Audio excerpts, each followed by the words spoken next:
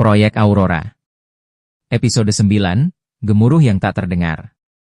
Langit malam di atas stasiun penelitian Karsten terlihat jernih, tapi bagi Alia, semuanya seperti tertutup kabut. Ia menatap peta digital di depan laptopnya, sebuah titik merah berdenyut di antara hutan di zona terlarang, lokasi terakhir drone pengintai sebelum sinyalnya terputus. Ini tidak masuk akal, gumamnya. Ia belum memberitahu siapapun, termasuk Arman, bahwa ia sudah mengakses file terenkripsi milik Dr. Reza, file dengan label Aurora Core. Isinya bukan hanya catatan penelitian, tapi rekaman suara. Sebuah suara perempuan, terputus-putus, terdengar berkata, "Mereka bukan dari kita. Proyek ini bukan sekadar energi."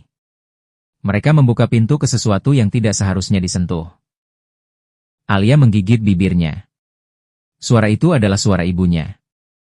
Hatinya berdebar. Ibunya menghilang saat Alia masih kecil, dikabarkan hilang dalam misi antariksa yang gagal.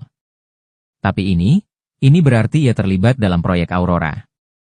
Sejak awal. Sementara itu, di luar stasiun, Arman merapat ke gerbang pagar logam, membawa koper besar. Ia melihat ke kiri dan kanan, lalu mengetuk pola tertentu pada salah satu tiang, dan sebuah panel kecil terbuka. Di dalamnya, chip identifikasi lama disisipkan. Gerbang terbuka senyap. Ia melirik kembali ke arah bangunan utama, lalu melangkah masuk ke zona larangan, menuju titik merah yang ditunjukkan Alia tadi. Tapi ia tak sadar bahwa seseorang mengikutinya. 1 jam kemudian, Alia mendengar pintu kamarnya diketuk. Ia menyembunyikan laptopnya cepat-cepat. "Siapa?" "Ini aku. Raka." Raka, teknisi muda yang biasanya pendiam. Ia masuk sambil menunduk.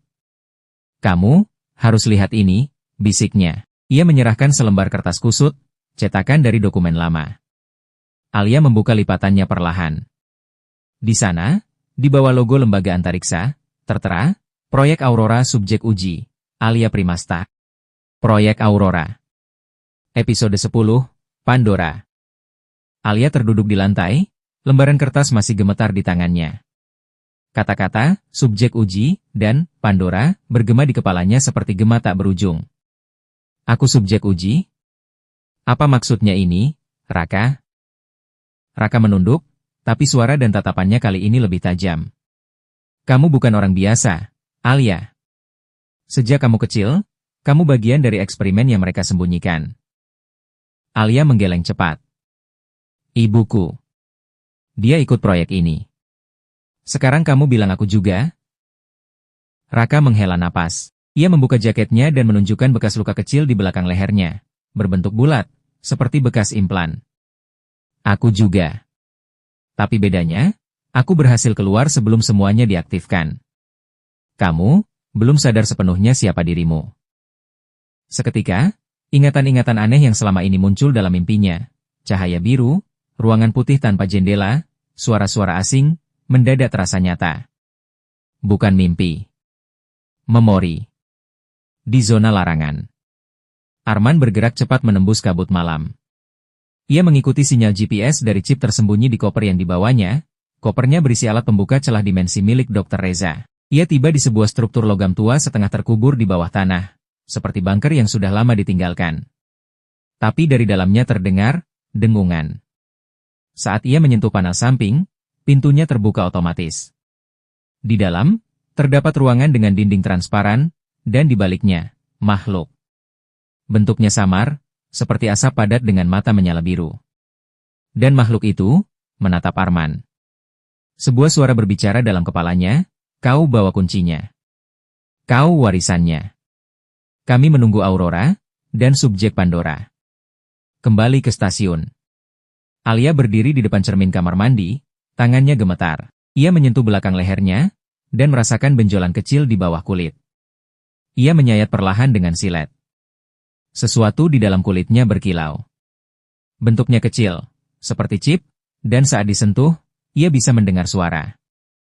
Aktivasi subjek, Pandora 01, dimulai. Proyek Aurora, episode terakhir, Langit Terbelah. Alia berdiri di tepi landasan tua di area 9, angin malam meniup rambut gelapnya yang kusut. Di hadapannya, bangkai pesawat eksperimen Aurora 13 masih menghitam setelah insiden 2 hari lalu.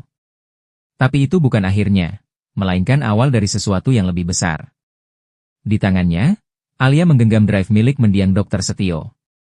Isinya bukan hanya catatan eksperimen, tapi juga bukti, video percakapan rahasia antara para petinggi militer dan seorang pria asing, berlogat Rusia, tentang teknologi manipulasi atmosfer. Bukan cuma proyek pertahanan, tapi senjata cuaca.